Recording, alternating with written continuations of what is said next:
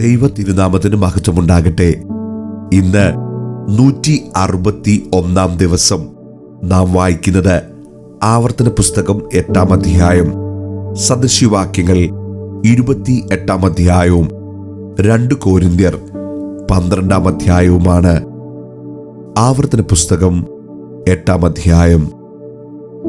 നിങ്ങൾ ജീവിച്ചിരിക്കുകയും വർദ്ധിക്കുകയും യഹോവ നിങ്ങളുടെ പിതാക്കന്മാരോട് സത്യം ചെയ്ത ദേശം ചെന്ന് കൈവശമാക്കുകയും ചെയ്യേണ്ടതിന് ഞാൻ ഇന്ന് നിങ്ങളോട് കൽപ്പിക്കുന്ന സകല കൽപ്പനകളും നിങ്ങൾ പ്രമാണിച്ചു നടക്കണം.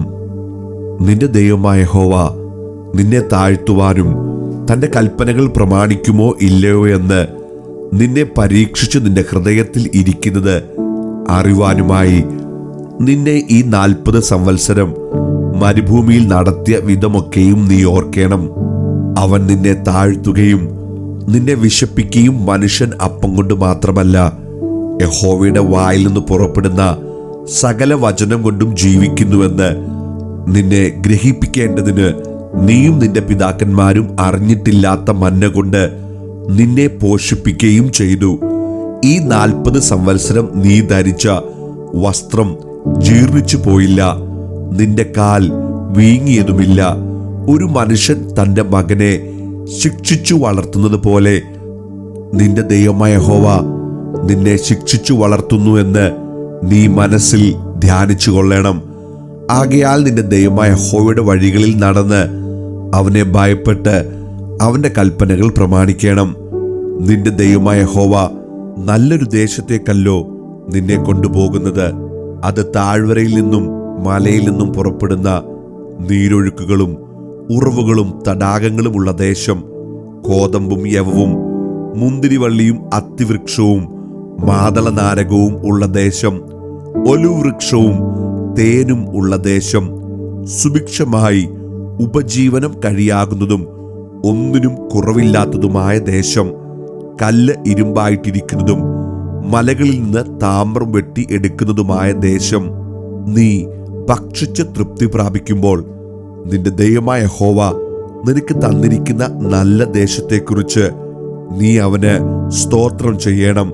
നിന്റെ ദൈവമായ യഹോവയെ നീ മറക്കാതിരിപ്പാനും ഞാൻ ഇന്ന് നിന്നോട് കൽപ്പിക്കുന്ന അവൻ്റെ കൽപ്പനകളും വിധികളും ചട്ടങ്ങളും അലക്ഷ്യമാക്കാതിരിപ്പാനും നീ ഭക്ഷിച്ച് തൃപ്തി പ്രാപിച്ച് നല്ല വീടുകൾ പണിത് അവയിൽ പാർക്കുമ്പോഴും നിന്റെ ആടുമാടുകൾ പെരുകി നിനക്ക് വെള്ളിയും പൊന്നും ഏറി നിനക്കുള്ളതൊക്കെയും വർദ്ധിക്കുമ്പോഴും നിന്റെ ഹൃദയം നിഗളിക്കാതിരിപ്പാനും നിന്നെ അടിമവീടായ മിസ്രൈമിൽ നിന്ന് പുറപ്പെടുവിക്കുകയും അഗ്നിസർപ്പവും തേളും വെള്ളമില്ലാതെ വരൾച്ചയുമുള്ള വലിയതും ഭയങ്കരവുമായ മരുഭൂമിയിൽ കൂടി നിന്നെ കൊണ്ടുവരികയും തീക്കൽ പാറയിൽ നിന്ന് നിനക്ക് വെള്ളം പുറപ്പെടുവിക്കുകയും നിന്നെ താഴ്ത്തി പരീക്ഷിച്ച് പിൻകാലത്ത് നിനക്ക് നന്മ ചെയ്യേണ്ടതിന് മരുഭൂമിയിൽ നിന്റെ പിതാക്കന്മാർ അറിയാത്ത മന്ന കൊണ്ട് പോഷിപ്പിക്കുകയും ചെയ്ത നിന്റെ ദൈവമായ യഹോവയെ നീ മറന്ന് എൻ്റെ ശക്തിയും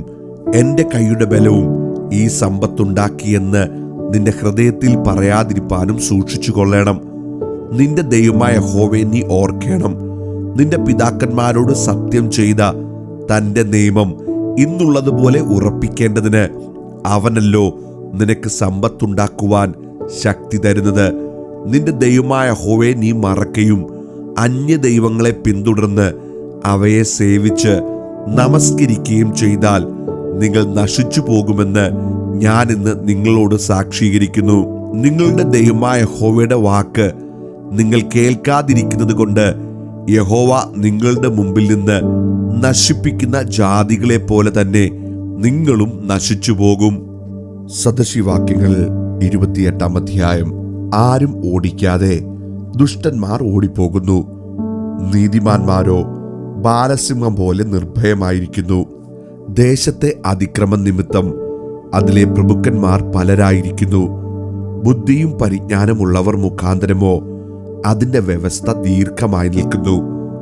അഗതികളെ പീഡിപ്പിക്കുന്ന ദരിദ്രൻ വിളവിനെ വെച്ചേക്കാതെ ഒഴുക്കിക്കളയുന്ന മഴ പോലെയാകുന്നു.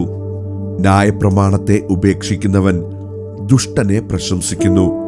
ന്യായപ്രമാണത്തെ കാക്കുന്നവരോ അവരോട് എതിർക്കുന്നു. ദുഷ്ടന്മാർ ന്യായം തിരിച്ചറിയുന്നില്ല. യഹോവയെ അന്വേഷിക്കുന്നവരോ സകലവും തിരിച്ചറിയുന്നു. തന്റെ വഴികളിൽ വക്രനായി നടക്കുന്ന ധനവാനേക്കാൾ പരമാർത്ഥതയിൽ നടക്കുന്ന ദരിദ്രൻ ഉത്തമൻ. ന്യായപ്രമാണത്തെ പ്രമാണിക്കുന്നവൻ ബുദ്ധിയുള്ള മകൻ. അതിഭക്ഷകന്മാർക്ക് സഖിയായവനോ അപ്പനെ അപമാനിക്കുന്നു. പലിശയും ലാഭവും വാങ്ങി സമ്പത്ത് വർദ്ധിപ്പിക്കുന്നവൻ അഗതികളോട് കൃപാലുവായവനു വേണ്ടി അത് ശേഖരിക്കുന്നു. ന്യായപ്രമാണം കേൾക്കാതെ ചെവി തിരിച്ചു കളഞ്ഞാൽ അവന്റെ പ്രാർത്ഥന തന്നെയും വെറുപ്പാകുന്നു. നേരുള്ളവരെ ദുർമാർഗത്തിലേക്ക് തെറ്റിക്കുന്നവൻ താൻ കുഴിച്ച കുഴിയിൽ തന്നെ വീഴും. നിഷ്കളങ്കന്മാരോ നന്മ അവകാശമാക്കും. ധനവാൻ തനിക്ക് തന്നെ ജ്ഞാനിയായി തോന്നുന്നു. ബുദ്ധിയുള്ള അഗതിയോ അവനെ ശോധന ചെയ്യുന്നു. നീതിമാന്മാർ ജയഘോഷം കഴിക്കുമ്പോൾ മഹോത്സവം. ദുഷ്ടന്മാർ ഉയർന്നു വരുമ്പോഴോ ആളുകൾ ഒളിച്ചുകൊള്ളുന്നു. തന്റെ ലംഘനങ്ങളെ മറയ്ക്കുന്നവന് ശുഭം വരികയില്ല.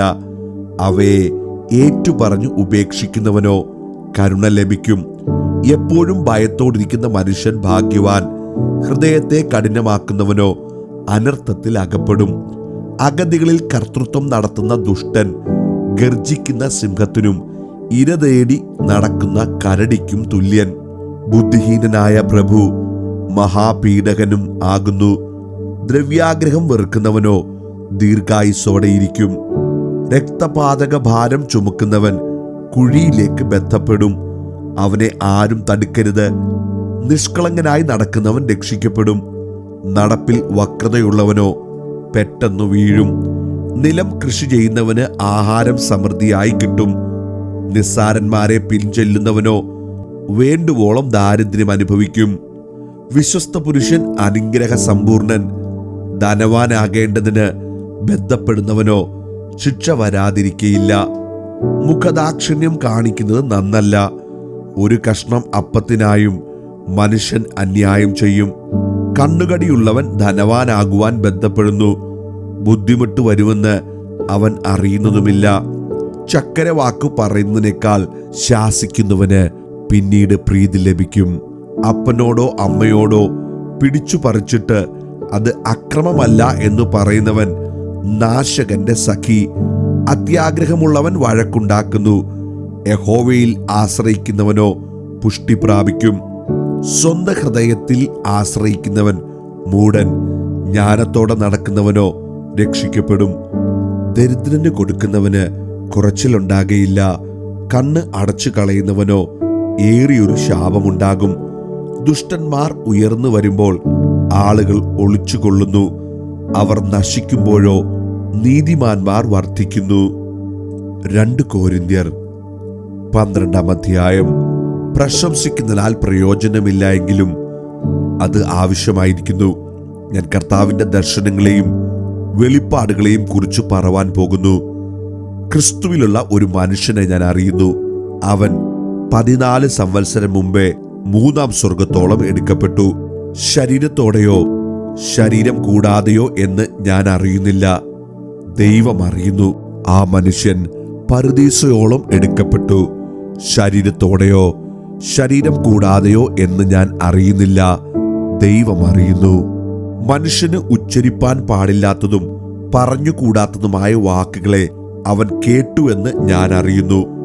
അവനെക്കുറിച്ച് ഞാൻ പ്രശംസിക്കും. എന്നെക്കുറിച്ചോ എന്റെ ബലഹീനതകളിൽ അല്ലാതെ ഞാൻ പ്രശംസിക്കയില്ല. ഞാൻ പ്രശംസിപ്പാൻ വിചാരിച്ചാലും മൂഢനാകയില്ല. സത്യമല്ലോ പറയുന്നത്. എങ്കിലും എന്നെ കാണുന്നതിനും എന്റെ വായിൽ നിന്ന് കേൾക്കുന്നതിനും മീതെ ആരും എന്നെക്കുറിച്ച് നിരൂപിക്കരുത് എന്ന് വെച്ച് ഞാൻ അടങ്ങുന്നു. വെളിപ്പാടുകളുടെ ആധിക്യത്താൽ ഞാൻ അതിയായി നിഗളിച്ചു പോകാതിരിപ്പാൻ എനിക്ക് ജഡത്തിൽ ഒരു ശൂലം തന്നിരിക്കുന്നു. ഞാൻ നിഗളിച്ചു പോകാതിരിക്കേണ്ടതിന് എന്നെ കുത്തുവാൻ സാത്താന്റെ ദൂതനെ തന്നെ. അത് എന്നെ വിട്ടു നീങ്ങേണ്ടതിന് ഞാൻ 3 വട്ടം കർത്താവിനോട് അപേക്ഷിച്ചു. അവൻ എന്നോട്, എന്റെ കൃപ നിനക്ക് മതി, എന്റെ ശക്തി ബലഹീനതയിൽ തികഞ്ഞു വരുന്നു എന്ന് പറഞ്ഞു. ആകയാൽ ക്രിസ്തുവിന്റെ ശക്തി എന്റെ മേൽ ആവസിക്കേണ്ടതിന് ഞാൻ അതിസന്തോഷത്തോടെ എൻ്റെ ബലഹീനതകളിൽ പ്രശംസിക്കും. അതുകൊണ്ട് ഞാൻ ക്രിസ്തുവിന് വേണ്ടി ബലഹീനത, കയ്യേറ്റം, ബുദ്ധിമുട്ട്, ഉപദ്രവം, ഞെരുക്കം എന്നിവ സഹിപ്പാൻ ഇഷ്ടപ്പെടുന്നു. ബലഹീനനായിരിക്കുമ്പോൾ തന്നെ ഞാൻ ശക്തനാകുന്നു. ഞാൻ മൂഢനായിപ്പോയി, നിങ്ങൾ എന്നെ നിർബന്ധിച്ചു. നിങ്ങൾ എന്നെ ശ്ലാഘിക്കേണ്ടതായിരുന്നു. ഞാൻ ഏതുമില്ല എങ്കിലും അതിശ്രേഷ്ഠതയുള്ള അപ്പോസ്തലന്മാരിൽ ഒട്ടും കുറഞ്ഞവനല്ല. അപ്പോസ്തലന്റെ ലക്ഷണങ്ങൾ പൂർണ്ണ സഹിഷ്ണുതയിലും അടയാളങ്ങളാലും അത്ഭുതങ്ങളാലും വീര്യപ്രവൃത്തികളാലും നിങ്ങളുടെ ഇടയിൽ വെളിപ്പെട്ടു വന്നുവല്ലോ.